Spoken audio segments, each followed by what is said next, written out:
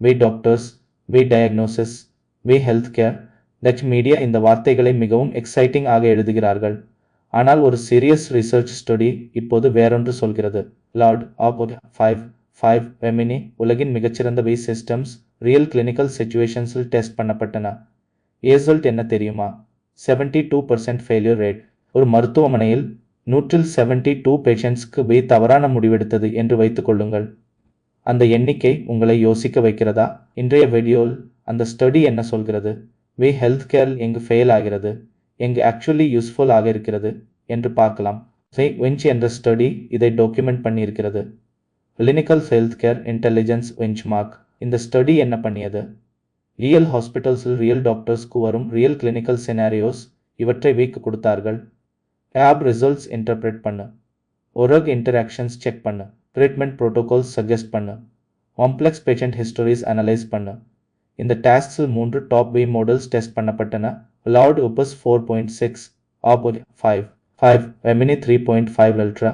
Results best performer Claude Opus 4.6, success rate 28%, ஆப் 5, roughly 24% success, வெமினி roughly 20% success, best performer 28% என்று சொல்லும்போது அர்த்தம் என்னவென்றால் 72% ஃபெயில். மிகச்சிறந்த வீக்கே இப்படி என்றால் மற்றவர்களுக்கு இன்னும் குறைவு. இதுவே ரிசர்ச்சர்ஸ்க்கும் ஷாக் ஆனது. ஏனென்றால் இந்த வே மாடல்ஸ் ஜெனரல் நாலேஜ் டெஸ்ட்ஸில் மிகவும் வெல் பர்ஃபார்ம் பண்றார்கள். ஃபைனான்ஸ், கோடிங் இவற்றில் இவர்கள் ஹியூமன் எக்ஸ்பர்ட்ஸ் ஐ விட சில கேசஸில் பெட்டர். ஆனால் ஹெல்த் கேரில் மட்டும் ஏன் இவ்வளவு ஃபெயில் ஆகிறார்கள்? இது மிகவும் இம்பார்ட்டன்ட் கொஸ்டின். விடை புரிந்தால் வெய்யை நம்ப வேண்டிய இடம் எது, நம்பக்கூடாத இடம் எது என்று தெரியும். காரணம் 1, கிளினிக்கல் ரீசனிங்கில் கான்டெக்ஸ்ட் மிகவும் கிரிட்டிக்கல். வே pattern matching excellent. thousands of similar cases டேட்டால் இருந்தால் அதை மேட்ச் பண்ணி பதில் சொல்லும். ஆனால் மெடிசனில் ஒவ்வொரு பேஷண்ட்டும் யூனிக். சிம்டம்ஸ்க்கு டிஃப்ரெண்ட் காசஸ் இருக்கும். ஒரே ட்ரீட்மெண்ட்க்கு டிஃப்ரெண்ட் பேஷண்ட்ஸ் வேறுபட்ட ரியாக்ஷன் காட்டுவார்கள். இந்த நியூயன்ஸ் ஐவை இன்னும் ஃபுல்லி கேப்சர் பண்ண முடியவில்லை. காரணம் 2, ரிஸ்க் காலிப்ரேஷன். ஒரு டாக்டர் ஒரு டிசிஷன் எடுக்கும்போது இந்த பேஷண்ட்க்கு ரிஸ்க் என்ன, பெனிஃபிட் என்ன, இந்த பேஷண்ட் ஸ்பெசிஃபிக் லைஃப் சர்க்கம்ஸ்டான்சஸ் என்ன என்று எல்லாவற்றையும் பேலன்ஸ் பண்ணுவார். இந்த risk benefit balance human experience ஓடு ஒப்பிடும்போது மிகவும் டிஃப்ரெண்ட் ஆக கால்குலேட் பண்ணுறது. காரணம் 3, incomplete information handling. Real medicine information எப்போதும் இன்கம்ப்ளீட் ஆக இருக்கும். Lab report missing, patient history unclear, symptoms ambiguous. இந்த அன்சர்டன்டியில் டிசிஷன்ஸ் எடுக்கும் கெப்பாசிட்டி ஹியூமன் டாக்டர்ஸ்க்கு டெக்கேட்ஸ் ஆஃப் ட்ரைனிங்கில் வருகிறது. வீக்கு அந்த அன்சர்டன்டி ஹேண்ட்லிங் இன்னும் டெவலப் ஆகவில்லை. காரணம் 4, ட்ரைனிங் டேட்டா லிமிடேஷன்ஸ். வே மெடிக்கல் டேட்டால் ட்ரெயின் ஆனது mostly in English, western countries data. Indian patients genetics, diet, environmental factors, disease patterns இவை சிக்னிஃபிகண்ட்லி வேறுபட்டவை. இந்த கேப் மிகவும் இம்பார்ட்டன்ட். ஆனால் இந்த ஸ்டோரியின் மறுபக்கமும் பார்க்க வேண்டும். வே ஹெல்த் கேரில் ஃபெயில் ஆகிறது என்று சொன்னோம். ஆனால் எல்லாவற்றிலும் அல்ல. ஸ்பெசிஃபிக் டாஸ்க்ஸில் வே மிகவும் பவர்ஃபுல் ஆக இருக்கிறது. முதலில் ரெடிக்கல் டாக்குமெண்டேஷன். ஒரு டாக்டர் பேஷண்ட் உடன் கான்வர்சேஷன் பண்றார். வே அந்த கான்வர்சேஷன் லிஸ்டன் பண்ணி accurate medical notes automatically create பண்ணுகிறது. டாக்டர் டைப்பிங் டைம் 60 to 70% குறைகிறது.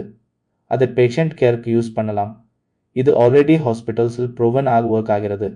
இரண்டாவது, administrative workflows, appointment scheduling, insurance claim processing, medical coding. These are all rule based, pattern based tasks. வே இவற்றில் ஹியூமன்ஸ் விட ஃபாஸ்டர், மோர் அக்யூரேட் ஆக work பண்ணுகிறது. மூன்றாவது, medical imaging analysis assistance, X rays, ரெடி scans, ஒன்னெக்டிகட் ஸ்கேன்ஸ் இவற்றில் வே அப்நார்மாலிட்டிஸ் டிடெக்ட் பண்ணுவதில் இம்ப்ரெசிவ் ரிசல்ட்ஸ் காட்டியிருக்கிறது. ரேடியோலஜியில் வே டாக்டர்ஸ்க்கு செகண்ட் ஒப்பீனியன் ஆக அசிஸ்ட் பண்ணுறது. இது எஃபெக்டிவ். ஆனால் ஃபைனல் டிசிஷன் டாக்டர் கிட்டே இருக்கும்போது. நான்காவது, ஒரக் இன்டராக்ஷன் செக்கிங். ஒரு பேஷண்ட் பல மெடிகேஷன்ஸ் எடுக்கிறார். டேஞ்சரஸ் இன்டராக்ஷன்ஸ் உண்டா என்று செக் பண்ண வே மிகவும் ஃபாஸ்ட், தோரோ. இதில் வே ஹியூமன் ஃபார்மசிஸ்ட்ஸ் விட சர்டன் டைப்ஸ் ஆஃப் செக்ஸில் பெட்டர். பேட்டர்ன் புரிகிறதா? வே rule based, data intensive, pattern recognition டாஸ்க்ஸில் excellent. Clinical judgment, human nuance, uncertain சிச்சுவேஷன்ஸில் ஃபெயில். இந்த வேற்றுமையை புரிந்து கொள்வது மிகவும் இம்பார்ட்டன்ட். இந்தியா கான்டெக்ஸ்டில் இந்த கான்வர்சேஷன் மிகவும் இம்பார்ட்டன்ட். நம் நாட்டில் டாக்டர் பேஷண்ட் ரேஷியோ மிகவும் குறைவு. யூரல் ஏரியாஸில் ஸ்பெஷலிஸ்ட் டாக்டர்ஸ் கிடைப்பது கஷ்டம். இந்த கேப்பை ஃபில் பண்ண முடியுமா என்று பலர் நம்புகிறார்கள். ரியாலிட்டி என்னவென்றால் அட்மினிஸ்ட்ரேட்டிவ் பர்டன் குறைக்க, டெலிமெடிசின் சப்போர்ட் பண்ண, பேசிக் ஹெல்த் இன்ஃபர்மேஷன் ப்ரொவைட் பண்ண இப்போதே யூஸ்ஃபுல் ஆக இருக்கிறது.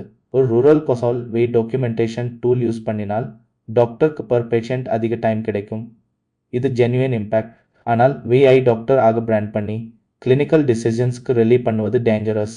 எஸ்பெஷலி இந்தியா போன்ற கண்ட்ரியில் where patients may not question recommendations, where follow-up care is limited, or mistaken consequences மிக சீரியஸ் ஆக இருக்கும். ஹெல்த் ஆப்ஸ் இந்தியாவில் பல லான்ச் ஆகின்றன. வெம்டம் செக் பண்ணுங்கள், டயக்னோசிஸ் சொல்லும் என்று ப்ரோமிஸ் பண்றார்கள்.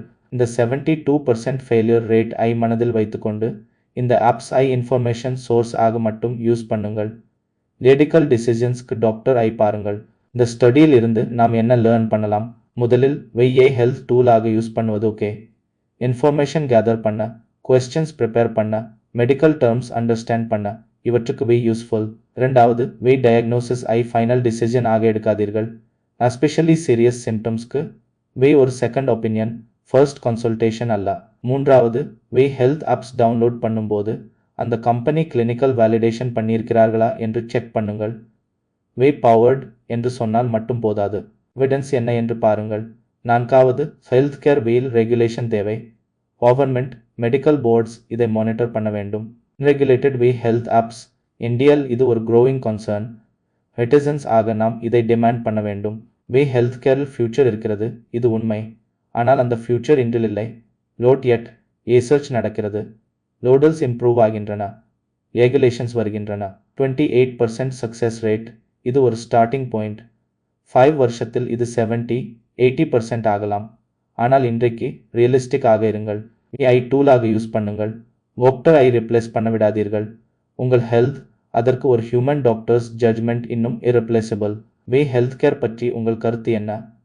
கமெண்ட்டில் சொல்லுங்கள். இது போன்ற டேட்டா பேக்ட் அனாலிசிஸ்க்கு விகோடிஃபைட் தமிழ் சப்ஸ்கிரைப் பண்ணுங்கள்.